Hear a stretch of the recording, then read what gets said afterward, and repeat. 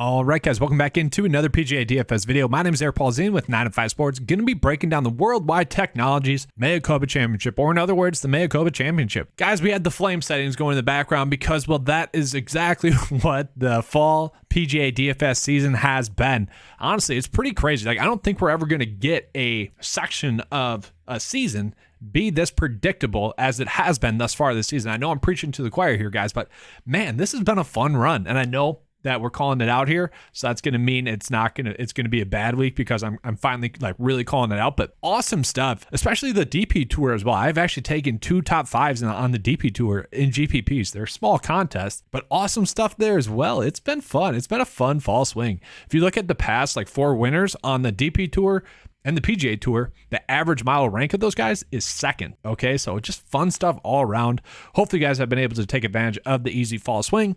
And it might just be due to like I made some slight updates to the 9 to 5 model this fall at the new season, and so far been very good results. So there might be something there as well. And while we're talking about the model, I do want to just show you guys some small changes I made to the 9 to 5 cheat sheet as well for those 9 to 5 members. Once again, that's included in the $10 membership. Gives you access to the best value in PGA DFS, okay? DraftKings lineup optimizer, the cheat sheet, which is filled with everything you need to know, course history, recent form, stat fit, specialist data, and much more, much more. And then included in that is the NFL DFS cheat sheet, the NBA DFS cheat sheet, as well as the DraftKings lineup optimizers for those sports. Okay, so lots of great stuff there. Make sure to check it out. But yeah, just showing you guys the quick small changes I made. So one thing I did is just kind of add this information tab here, and then as well for this section here, the core plays, the data tag section. Okay. One other thing I went ahead and added was this little pop-out focus mode is what's called. Something you could possibly use in your mobile device as well.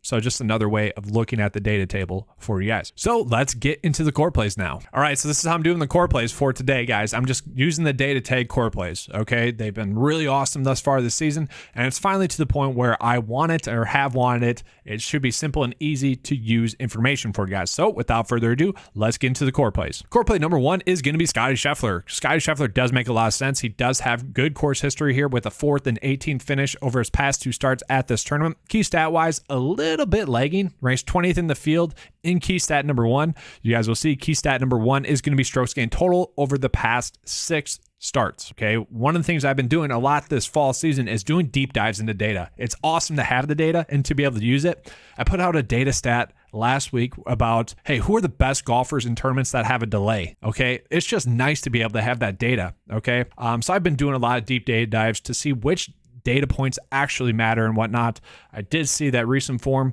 really drops off after 7, 8, 10, 11 weeks in relevance. Okay, so we're looking at the past 6 weeks. That's where the stat fit's coming in. That's where the recent form's coming in. That's what we're looking at. Now, obviously, the other stuff still matters. It's nice to see that stuff still. But really, we can see not a poor key stat fit anywhere else. Like 20 for his worst key stat is perfectly fine. We will take that for sure. Recent form-wise, 45th in his last event, and then just spectacular results. Second, third, 70th. He had a little bit of a lull in his season, which after being just spectacular for so long, it does make sense.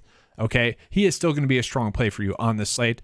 Scottie Scheffler ranking out as a core play. That's because he's checking all the boxes this week. Okay, guys. So yes, if you can afford to pay up for Scottie Scheffler, certainly do it. Favorite to win, highest price player in the slate, it does make sense. From there, Aaron Wise is going to be core play number 2. So Aaron Wise also makes a lot of sense, guys. He has some strong course history. He's had 4 starts at this tournament over the past 4 years.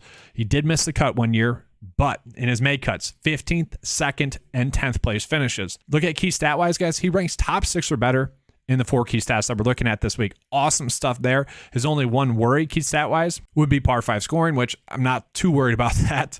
18th in that. Recent form wise, guys, 6th, which obviously great. 64th, not great, but was able to make the cut, which I love to see. 13th, 15th, 31st, and 13th over his past 6 starts. So really good stuff there.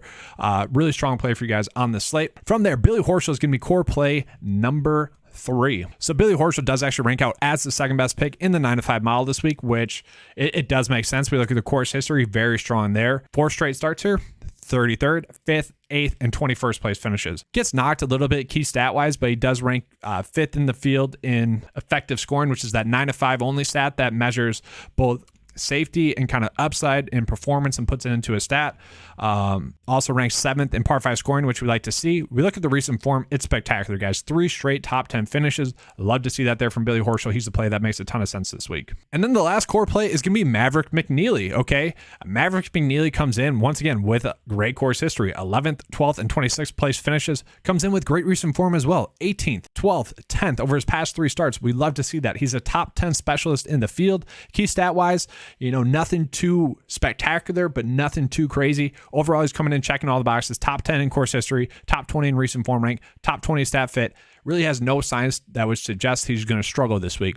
And that is going to be the core plays for this week. Do just want to call it 20 Finau, guys. He is ranking out as the top play in the 9-5 model, just so you guys know. For those of you guys that don't know, the data tag takes into things like a missed cut at the tournament. A player, he's not checking all the boxes then because he has a missed cut. He also had a 45th place finish at this tournament as well. That is knocking him a little bit, but he is ranking out as the best play in the 9-5 model this week. That's because recent form's great, okay? And honestly, I do expect him to be able to go out and contend this week. I would probably bet him outright as well. I do just want to call that out because, well, some people might be confused. The 9-5 model is really focused on both capturing safety, but also upside as well.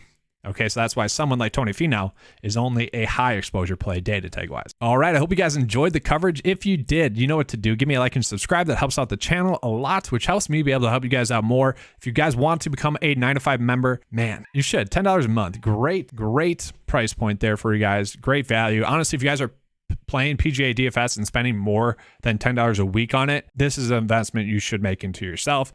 Even if you have another membership elsewhere, it's cheap enough to the point where you could use it as an add-on as well. Although probably should just be using it alone, but that's neither here nor there. All right, thanks for watching, guys. Let's have a good slate, and as always, let's keep cashing.